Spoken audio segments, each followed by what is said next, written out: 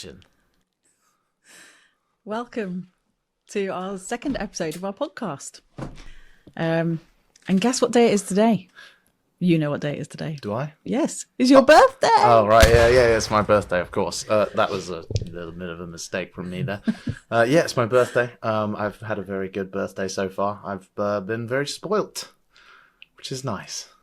Yeah, you've got to be spoiled on your birthday, right? Yeah. How do you feel about it being my birthday? Well, one of the things I feel about it being your birthday is that you're 25. Yeah. Which makes me feel very old. It's a quarter of 100 years. Yes, and I'm well over half 100 years. Well, I don't like to think about that.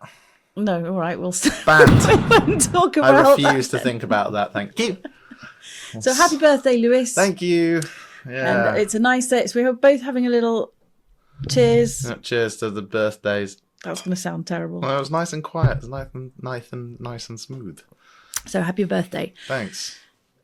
What are we talking about today? Do you remember? Not a fucking clue. Okay, so what we decided a few days ago, which is a long time ago, right, to remember, what we decided to talk about was traits. Did we? So yeah, episode 2. I feel like this might have been one of those conversations she had in her head and not with me. Maybe in the night times when she was having a little sleepy. But clearly I was not aware of this. But traits. Yeah, that's what I thought. You agreed with me at the time. Right, let's get on with it. Yeah. Traits. Okay, so there's lots to choose from.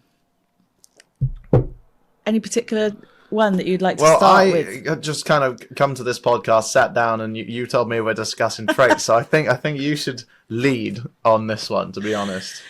Okay, so I thought it was really interesting.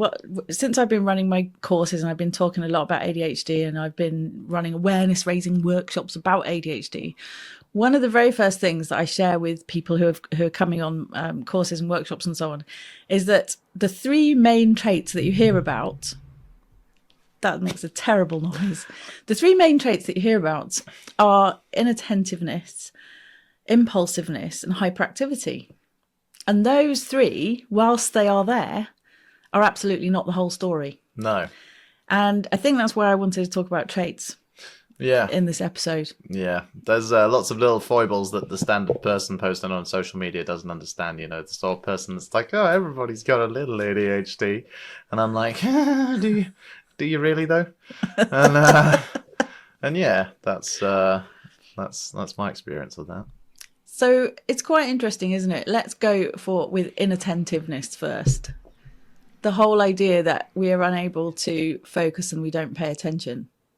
That's more of a stereotype though, isn't it? And I think, I'm doing a lot of talking, sorry Lou. Honestly, you do you. I feel like the part about not paying attention is fine if you're talking about something that's really boring or not interesting or not relevant.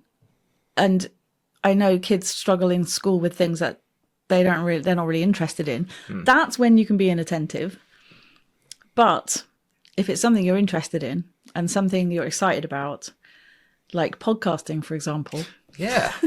Yeah. The opposite thing can happen. You may just dive straight in and spend an unruly amount of money on podcasting equipment in the bloody goddamn hope that we will make it. So ADHD impulse, let's go. We don't want to make it though, really. Making it, what does that mean? If 5 people watch this podcast and have a nice experience, then that's fine. Well, if I'd consider us making it as we would have reached out to people to make them not feel alone, like we said in the first one. I think our equivalent of making it on YouTube would just to have a few, people that just we've helped and don't feel alone anymore. Right, yeah. Quite right. So, the opposite of inattentive and something that people talk about when they have ADHD is hyperfocus. Yeah. So give me a few examples of things you've been hyper-focused on over the years then, Lou. So ones that are broadcastable. So obviously the scootering, the riding the scooter, I did that for 5 years. I literally did it pretty much every day I could. And then one day I just stopped. I guess that's you just burn out from a hyper-focus eventually. And yeah, I can't really remember how that went, but I'm pretty sure it just involved a lot of people stopping doing it, and then I just ended up hanging out with toxic people. It was weird. So I stopped scootering. But hyper-focusing, I think the most recent thing I've hyper-focused on would be Starfield, which I had for my birthday. Which is great. Although I had it, okay, I don't know. This is not going to sound very relatable, but my treat for my birthday, I get the games at the day of release, and that may be sometime before my birthday.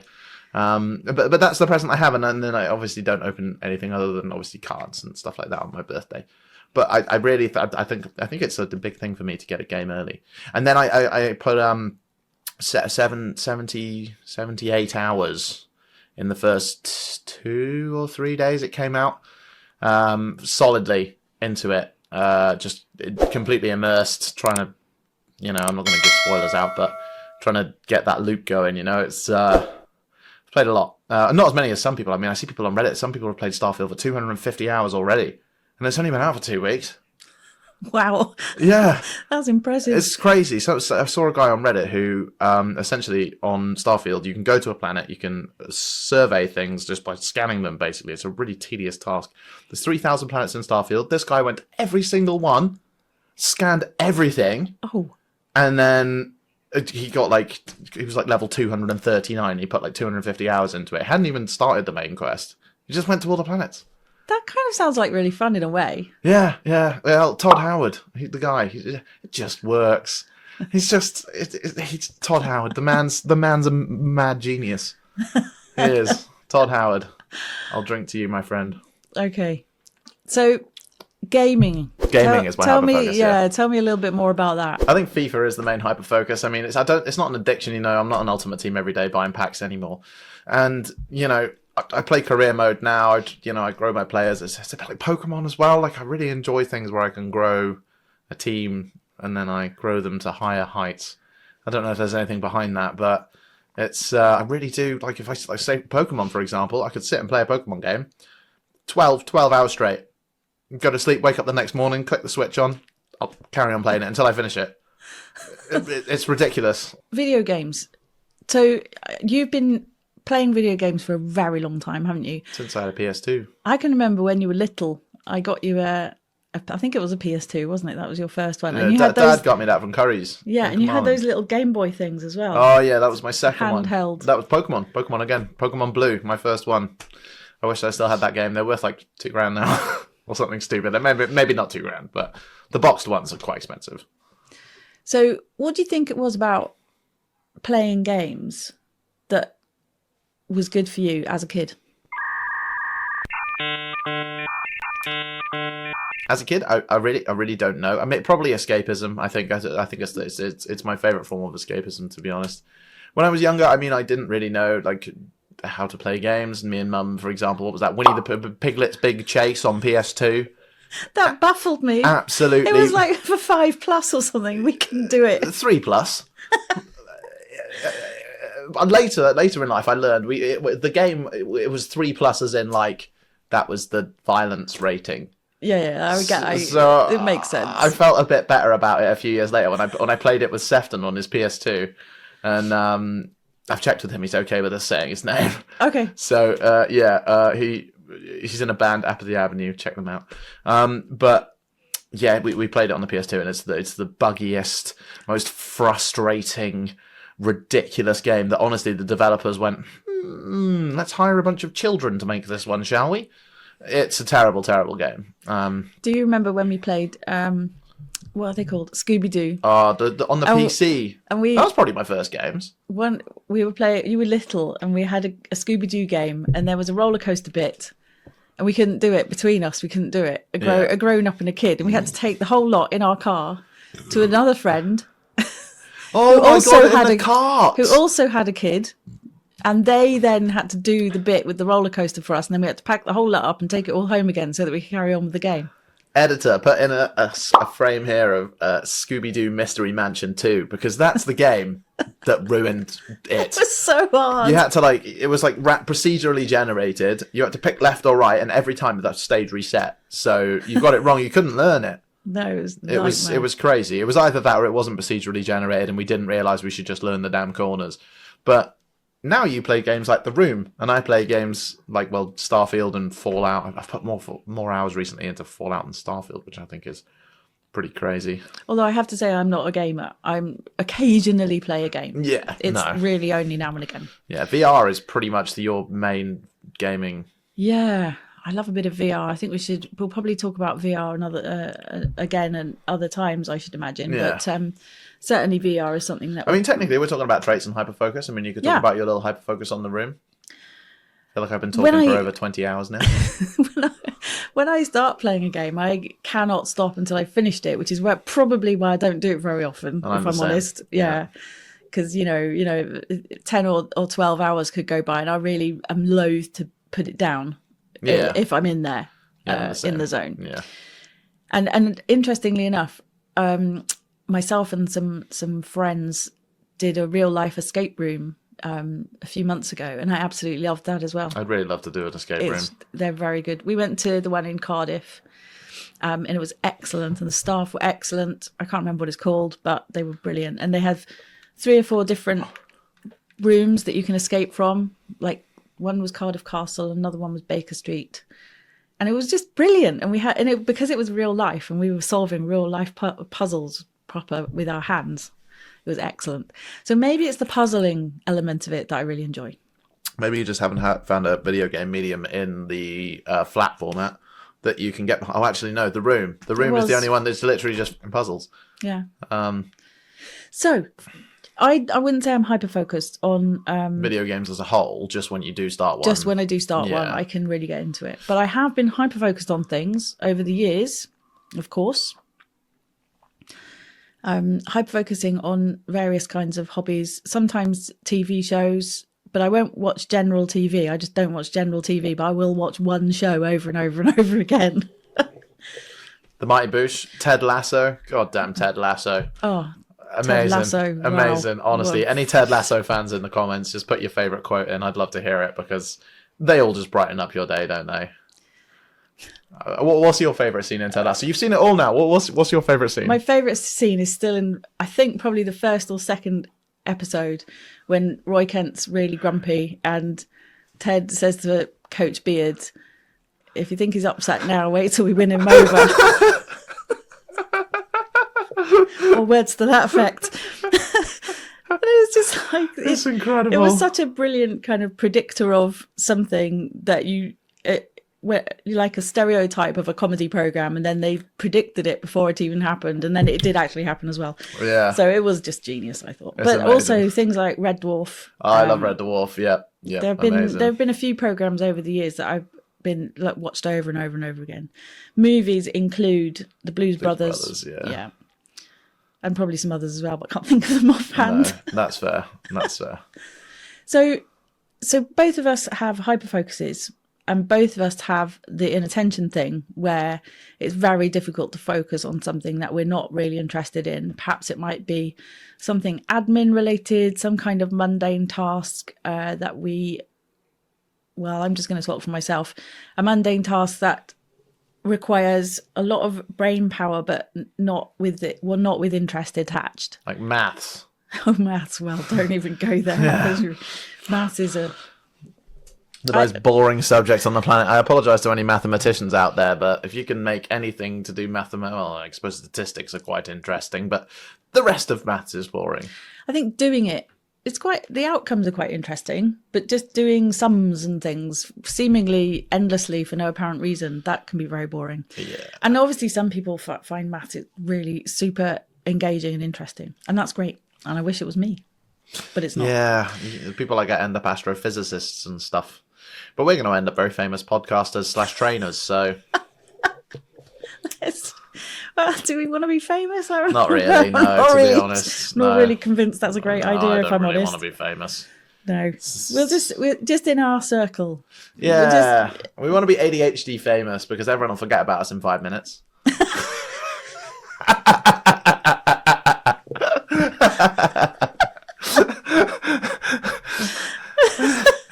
My eyes are watering. Oh, it's quite a good one, that well one. Done, fair play. Yeah, I enjoyed that. That was really good. Top 10, thank you. So we've come to a conclusion then, just in the last 10 minutes or so. What the fuck were we talking about? Focus. That's What were we actually talking about? Focus? Oh, shit. Yeah. Okay. We were talking about inattentive and hyperfocus. So those are two major traits. And if you are there sitting there watching this thinking, oh, I can't have ADHD because I can focus for ages on something, that's a sign. Yeah. The best way to have a look at it with ADHD is to look at the thing. Do you enjoy doing it? And is it easy, is it easy to do if you don't enjoy doing it? Because that's when ADHD is the most, easily identified, is when you're doing something you don't enjoy. Just because you can focus on making pottery or doing that doesn't mean you can focus on bloody doing maths or...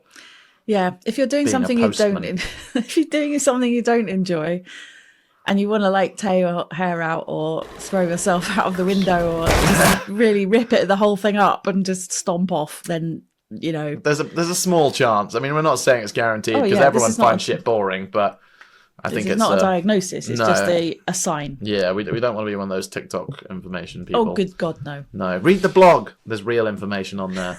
Editor, add a link to the blog here. Thank you. That's a good idea. Thank you.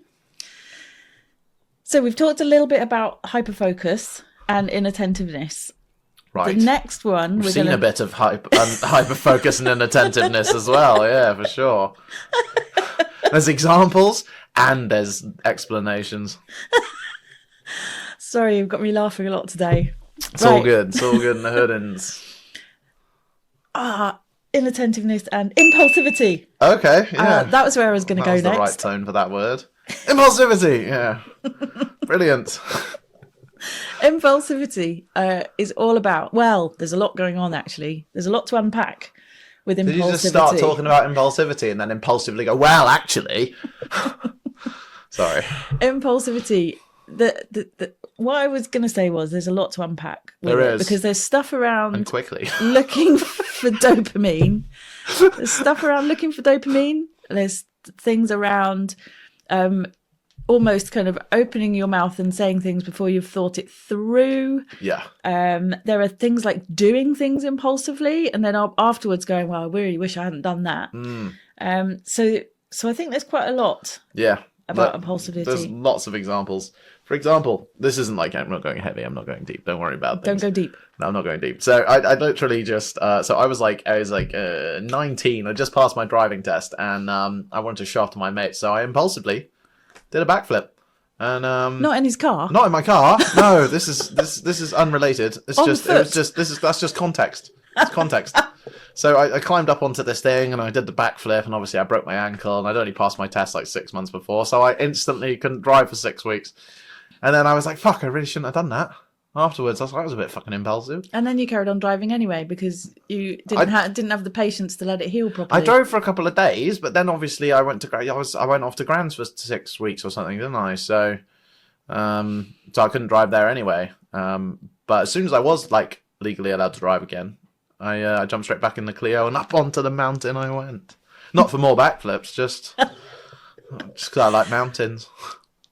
Yeah, I like mountains too, as long as I'm looking at them from below. Yeah, no, I like being up them. I like a good view, a nice landscape, So impulsivity can lead to some conversations disasters. like that. Some conversations, disasters.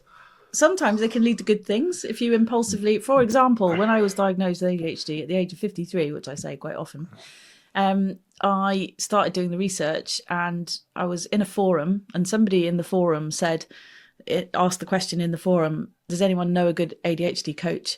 And I impulsively decided to train as a coach so that I could be an ADHD coach. And it really was very impulsive. I was diagnosed in the December and by the March I was on a course, which was a general coaching and mentoring course. And then just a few months later, I'd started coaching people.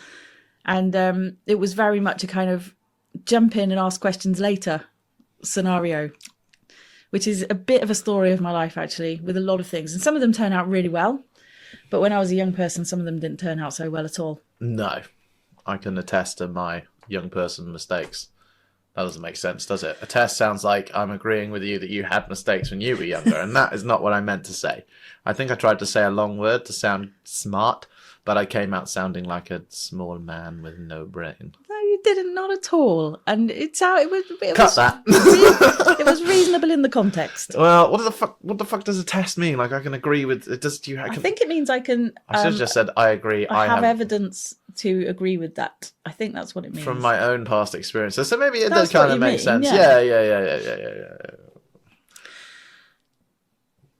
So I don't need to go into too many details, I suppose. But what I would say about impulsivity as well is that a combination of impulsivity and a whole bunch of other things to do with ADHD means that there's a higher number of people in prison who have ADHD than in the general population.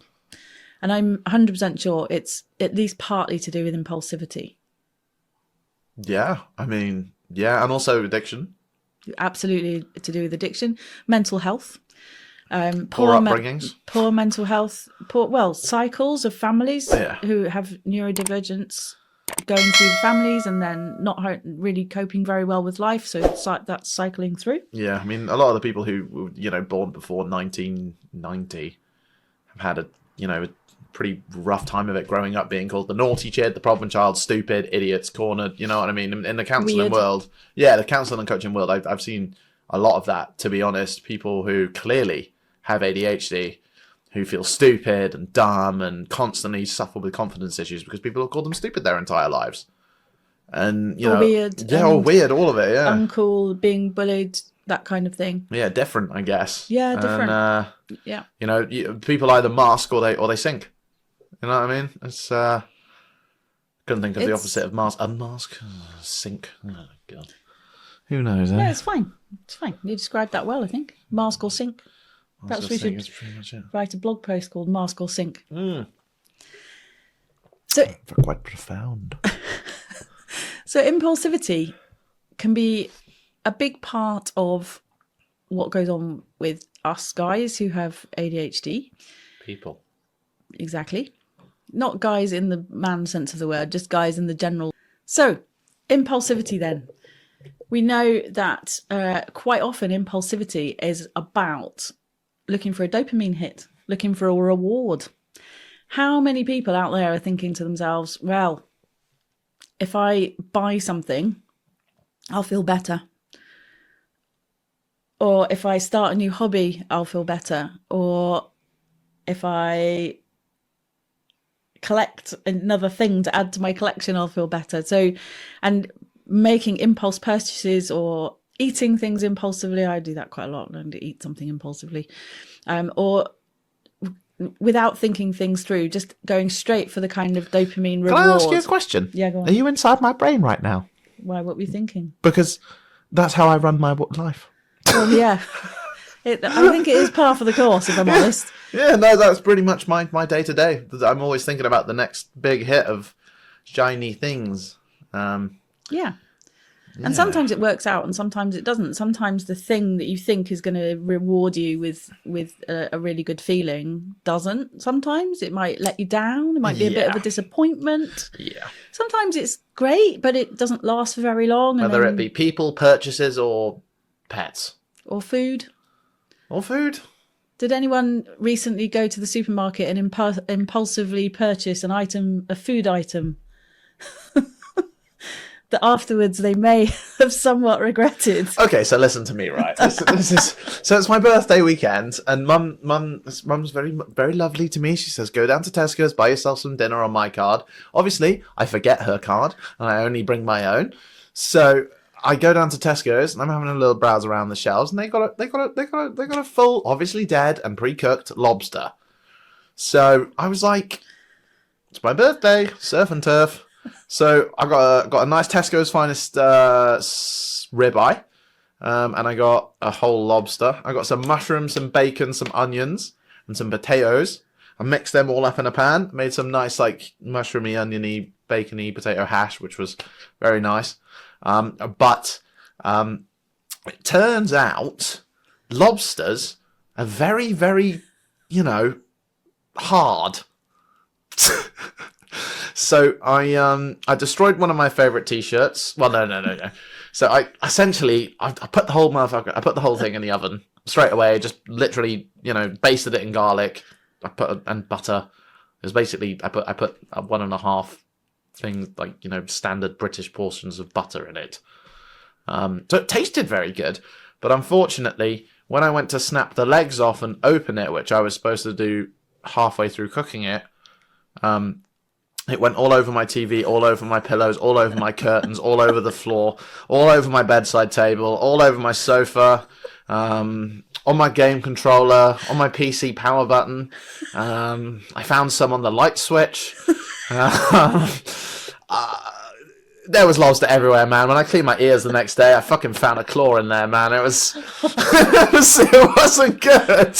No. I'm just kidding. I didn't find a claw in there, but that's just pretty much the extent. Like, you know, when you go to the beach and you find sand everywhere, it was like that with lobster for me. Like, I was lifting up my sofa, like, fucking hell, man. There's like a fucking tail under here, you know. Either way, it was a buttery, garlicky disaster of a nightmare fish, crustacean. And yeah, I still have nightmares about it. You did it the day before yesterday. I've had 3 nightmares already. I've only slept twice.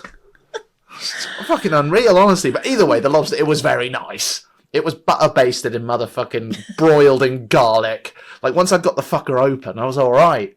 But obviously getting him open covered my room in a garlic, buttery, fishy flavour. I haven't had a candle not lit for almost 3 days. Oof. And I've gone through 2 bottles of Febreze fabric. You know, you spray your pillows, and I've washed them twice. Obviously, I didn't just fucking spray it all with Febreze. Like, I've washed them a couple of times, but they still smell like fucking garlic lobster. And I'm like, whoa. When I got home after that scenario, Granny said to me, "The whole house is stinking." Of garlic? What's the fucking problem? Oh my It's goodness. garlic, man. Funny. But it was good. It was good. I ate lobster on my birthday weekend, and also the lobster is now part of the paint on my bedroom walls. But, you know, So I try my best. The point of that story is all about impulsivity, because you only went shopping to get something for your dinner and you came back with a flipping lobster. It was on Club Card. £5.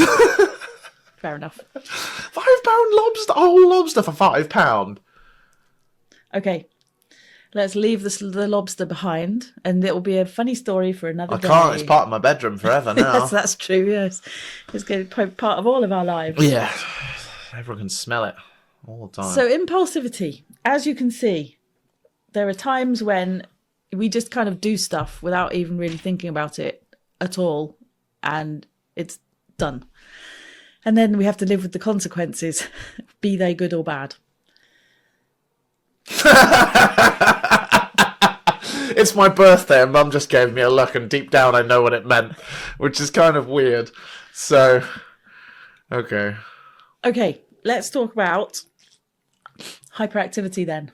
So a lot of people think that they don't have the hyperactivity part of ADHD. Yeah. And I'm sure in the UK, I think I'm right in saying, tell me in the comments if I'm wrong, but I think in the UK we've got rid of the whole just ADD thing.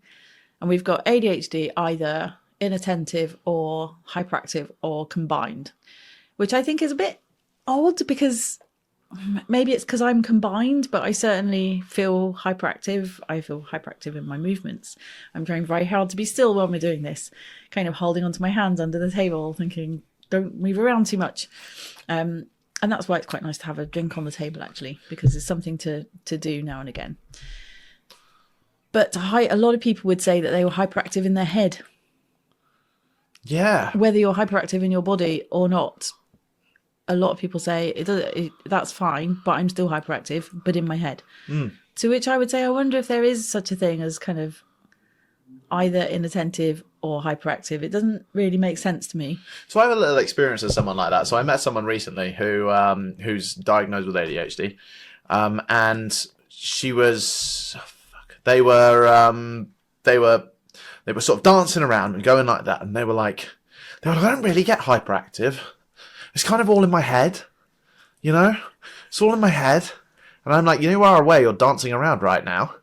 And they were like, but no, I'm just getting out of my head. And I'm like, is your idea of hyperactive misconstrued? Because that's where your brain is. that's where the hyperactivity starts. If you feel like it's in your head and you have to get it out through your body, it doesn't mean it's in your head. It means that your brain's kicking the nerves or whatever it needs to make your RLS kick in. Restless leg syndrome. It's like it's in all of you. It's like it's in your thoughts, it's in your emotions, and it's in your physiology in your body. I feel like my ADHD is everywhere. But I feel like I'm hyperactive everywhere. When I'm on a Zoom call or something, when I'm doing a counselling session, I swing like that. Obviously, I check with my client beforehand, like if they're comfortable with me moving. If not, I can turn on the still Lewis. But I was doing counselling the other day on someone, and I was just just swaying side to side. They said they found it comforting. Oh, like a metronome. Okay, that's nice. Okay, so we kind of feel that hyperactivity is a part of ADHD, whether we're diagnosed or not, or whether we're diagnosed with combined or hyperactive or inattentive or not. I feel like it's there for just about everybody I've ever spoken to anyway. Please do tell me if you think I'm wrong in the comments below. And hyperactivity in itself can lead to a sense of restlessness, I want to say, because I think if you combine the hyperactivity and the impulsiveness, that can lead to disasters, difficulties, possibly, potentially. Can you think of any times when it's any examples of times when you've kind of had a hyperactive and impulsive kind of scenario? I'm just trying to think myself. I just... Oh yeah, for sure. So, yeah. So I was playing on my Xbox, my PlayStation 4 Pro, a few years ago, and I was first getting into VR. So I started getting a little hyperactive around playing VR. I got excited, and that for me that raises the hyperactivity in me, and I was just so focused on it. So I was like, God damn, I need to play the best VR. I need to get the best VR. I need to play the best games. I need to have the best experience possible. And the more excited I got, the more hyperactive I was. And I sold all my PlayStation stuff and attempted to buy a PC for the price that I sold my PlayStation, only to find out that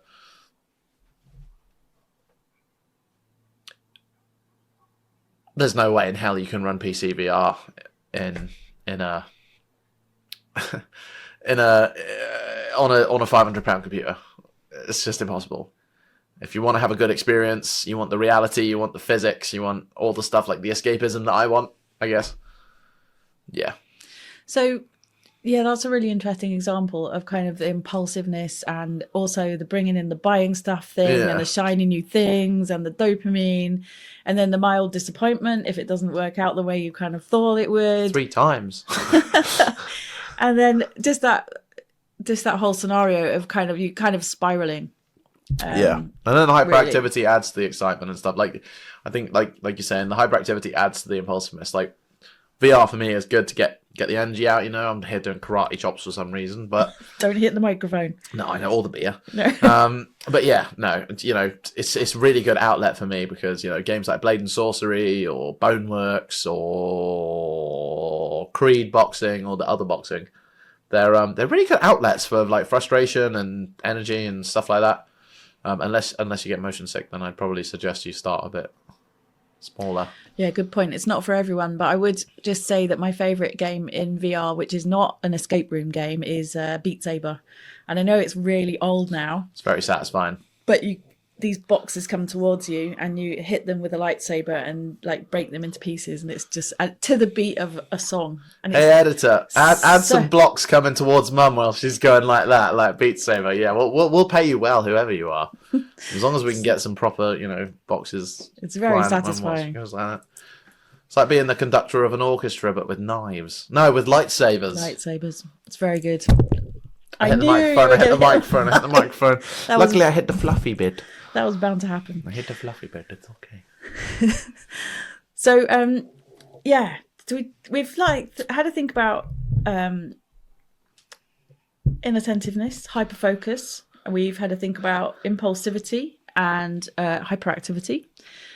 And I guess kind of the big other section or kind of element of the traits that we're extremely likely to have is around emotional dysregulation and rejection sensitivity dysphoria. Now, those things are pretty serious topics, so we're not going to go too deep. No. But what I would say is that when a person goes through screening for ADHD, it may or may not come up, and it's not kind of part of the screening. The emotional dysregulation is not part of the screening currently. No, well, it should be. I know it should be. It's massive. It's a massive part of ADHD. I think a lot of the NHS, there's a lot of crossover with autism there, isn't there, with emotional dysregulation. So I think well, in the UK anyway, they'd be more likely to attempt to diagnose you, or at least send you to some charity that could diagnose you with autism if you had emotional dysregulation as a woman, from what I understand. Maybe that's why it's not... see, if it's all come from... It's like a funnel, isn't children, it, really? There's like one or two symptoms that the UK mental health system look at. It's like a funnel. All the people go down, and if they don't quite fit into that one bracket, they'll go, "Oh, you're autistic," and if they don't quite fit into the other, they'll mold you into the other. Yeah, exactly. It's like a funnel, and they can't control if someone accidentally falls into the wrong bin. Yeah, exactly. No, you make a very good point then. Yeah. So for people watching who don't know whether they have ADHD, they've got some traits, but they think to themselves, "Oh, well, maybe not." Or if you're working with someone who has ADHD, or you live with someone who had ADHD, or family members and so on, I think it's really, really important to remember the emotional dysregulation and rejection sensitivity dysphoria. It can be vital to your relationships, really, is to bear all that stuff in mind. So I know a fella who I met recently who really, really needs to understand RSD, rejection sensitivity dysphoria. He's got ADHD, but he's a very well-read man, so I feel that he will eventually find out about it. But at the moment, I can see it kicking in for him, and I want to be able to be there, like tell him, like, mate, like you feel like this because of this. But I'll get there. Maybe I'll update you all when I've finally built enough rapport to tell him. Okay, well, let me just tell you first of all what rejection sensitivity dysphoria is, just in case you don't know. Many people with ADHD currently are absolutely realizing that RSD is a massive part of their condition. So just in a nutshell, and I'm not going to go into too much detail here, but you can feel extremely hurt and in pain if you feel rejected or criticized. So more than a neurotypical person. So you can have a lot of pain and discomfort and physiological reaction to being rejected or criticized. And your reaction can carry on for longer. It can be deeper. And you can also ruminate on it for a very long time, sometimes days, weeks, months, or even years. And sometimes you can remember painful and hurtful things that people have said or rejections that you've suffered like years down the line. So it's a very extreme reaction, I suppose, to rejection or criticism. Do you think that's a fair description? Couldn't have described it better myself. So, and often when you're chatting with somebody about ADHD and you mention rejection sensitivity dysphoria and you describe it to them, they go, oh, I have that. And then you think, yeah, I don't think I've ever met anyone who either identifies or has been diagnosed with ADHD that doesn't have RSD. But if you don't, do let us know. Because... Yeah, we'd love to know. Come on the podcast. We'll video call you. You tell us about it, unless you're a liar. Yeah. That would be a different kind of condition altogether. Yeah, I think we'd have to be, at least a fair few subscribers for someone to come on here for attention. You won't get fucking much attention if you did it now. So, there's no chance. Well, thank you to all of our 8 subscribers for watching. Bless your hearts. We love you. Yeah, which is basically my stepdad, my mum, me, Sefton, Sefton's second account. And a couple of other people. And the one person who subscribed to us before we became public. Yeah. Thank you to that subscriber. Woo, I think a couple of my friends have subscribed as well. I actually haven't checked. Okay. We'll do an update. We'll do a quick update before we end. You have a look now while I carry on. Yeah, you do you. So rejection sensitivity dysphoria is a big thing, and most people seem to have it from what we can gather with all the hundreds of people that we talk to in our line of work. And the other one, and the last one really, that we want to talk about today is emotional dysregulation.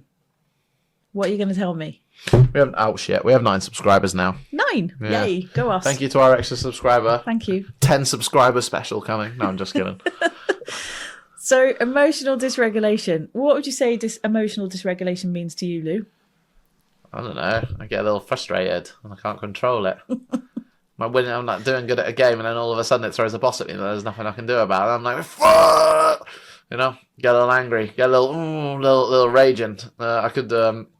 How long did I get banned from FIFA for again? When I was a lot younger, because of the rage. Well, you did break a telly. Yeah, I put a controller through a telly and then tried to lie about it. TV well, you know, it's not as bad as like a 32-inch 1080p bus job, but I did throw a controller through it. Yeah. Nobody believed you. No, I know. Well, what I It was said. obvious what happened. So there was a windowsill in my bedroom. There was a windowsill in my bedroom, and then the bedpost, which was a sharp sort of looked like a flower before it was about to bud. So I said that I walked past the TV, caught the cable, and the TV perfectly fell onto the budded, like basically spike. And that's what put the hole in the TV. But at the end of the day, I got beaten like 9-0 on FIFA 15 or 14, you know, back when it was a real game. Yeah. Put a controller through it. Nobody believed you. Nobody believed me. I did get another TV, though. We were right and it was slightly worse. That's karma for you. Yeah. So, where was I going with that? I can't remember why. Emotional dysregulation. I was talking about my Yes. my FIFA rage. That was it. Thank But you. FIFA rage is a standard thing. Yeah, So, I'm sure it's not just people with emotional regulation, dysregulation I'd that love get to hear it. FIFA You know, rage. if someone who plays FIFA watches this, yeah, and you're neurotypical and you don't experience FIFA rage, but if you, okay, fuck it, just tell me your experiences of FIFA rage and tell me if you're neurodiverse or not. You don't have to, but I'd love to know, because I'll survey you all and then I'll collect your data. I'll sell it. Thank you. One of the Obviously not. no, of course not. It's joking. So one of the things about dysregulation, emotional dysregulation, is that your moods can change very quickly. And that's What? I know, right? That's one of the big giveaways if you have this emotional dysregulation, is that your moods can change very quickly. It's not like, my understanding is, it's not like bipolar, where your moods change over longer periods of time and go up and up and up over days, weeks and months. Yeah. And then go down, down, down. It's more like within 5 minutes, or perhaps sometimes less. Yeah, You can twizzle into from one mood to another. for sure. So if you are thinking about ADHD and you do have those experiences of rapid mood swings, it could be a sign that you're struggling with ADHD. And it's quite hard. The emotional stuff is very much triggered by all the other things. All the hyperactivity and all the impulsiveness and all the inattention and all the executive dysfunction and all the losing your keys and missing deadlines and forgetting meetings, and all of those things make your emotional dysregulation worse, because you're angry with yourself. You can be angry with yourself. So learning how to forgive yourself and to help your emotional intelligence and to help your emotions and to help you deal with your emotions and understand them, that can be very helpful towards you understanding your condition and being kind to yourself when you struggle with when you've lost your keys for the 95th time, or your phone is goodness knows where, or you've missed something important. Being kind to yourself is absolutely vital. Yeah. Be forgiving. Forgive yourself. Hold all this shit against you, it's going to build up and you're just going to feel worse. Yeah, absolutely. And being cross and angry with yourself, or being disappointed in yourself, or, blaming yourself, all of those horrible emotions can really be... Well, I guess it's the opposite of self-help. It's self-degradation, right? Yeah, good way of putting it. Yeah. Self-unhelp. Yeah. self-destruct, basically. Yeah. It is. It is. So I think it's been really helpful for me today. I don't know about you, Lou, to I've have just been cracking jokes and being a moron the whole time. Like, I was being really, really serious. yeah, Mum's been serious the whole day, and I've just been like, yeah, well, you got distracted. But no, I'm good. I'm good. It's my birthday. I'm allowed to be a little wavy. Yeah, you can be wavy. That's fine. So, and also it's turning into sort of, you know how like those comedy duos and there's always like a straight person and a funny person. And then I'm going to be the straight person and you're going to be the funny person. If we become like an ADHD meme, I'd be very happy, to be honest. Because people will be like, well, people will be posting the two of us, like when one side of your ADHD is angry and the other side is chaotic. And you're on the corner like, and I'm like, you know, it's... Oh, I was thinking of us being more like Morecambe and Wise, where I kind of line the gag up and you kind of do the gag. I chaotically fall over the gag and end up breaking an arm or something. Yes. That would not surprise me at all. No. I need these, though, for carrying things. Yes, you do. What the fuck am I talking about? I don't know where you're going with any of this. I need to carry things. Yes, you do. So... shortly, Lewis and I are going out for his birthday dinner. Yes, we're going out for your Big birthday. G-man. going out for your birthday dinner, which will probably be equally as chaotic as this podcast. Yeah. So, thank you for listening to us talking about ADHD traits. It probably wasn't And me chatting shit. very serious in terms of, but it was really, because we talked about some really good stuff around the traits, and you came up with some really good, amusing examples of when those traits have shown themselves. So I hope you enjoyed listening to us burble, especially him. I'm sorry, I was having lobster flashbacks. I'm not surprised. Everyone who's in the house at the time seems to have been traumatised by that. I don't know what... You know what? No, that's Okay. not for the podcast. No, quite right. So, Lewis, I hope you have a lovely birthday. Thank you. And I'm eternally grateful for everyone, all 68 of you who have watched this so far. Well, not this one, the one before, and the 9 subscribers. When we get to 100, we're going to do a giveaway. It's going to have a personalised ADHD Generations fidget cube. Is it? Right. Awesome. I found one on Fiverr the other day. Oh, I was going awesome. to order one, but I just didn't because... That's a great idea. We should definitely do that. ADHD Okay. Fidget branded fidget cubes. Perfect. Specifically, like, there's some money. That's perfect. Money. But yeah, no. So thanks for watching. Yeah, cheers for watching. This one was a little messier than the last one because it's my birthday. But The hopefully... next one will be much tidier. Yeah, for sure. But let us know. Like, did you prefer the how the first one went? Did you prefer how this one went? We'd love your feedback, even if it... Well, okay, if it's abuse, we'll just block you. But we like just, you know, come on. Tell us what you think. Tell us what you think. Let us know. Do you like our cat? Talk before you go. Give a shout out to the bee cat. My wonderful friend Helen has created this amazing bee cat for us. So you will have noticed probably that we have a logo, and the reason for the logo is that the company is called Barrett Coaching and Training, which if you use the initials is BCAT. BCAT. So it's a bee and a cat. Yeah, I made it in 5 minutes. And now we have a cat with a bee, which is so cute. He's very cute. Look at him go. Woo! So thank you, Helen. We really appreciate it. We love him. Her. We love her. It. She's a her. Is it? Yeah.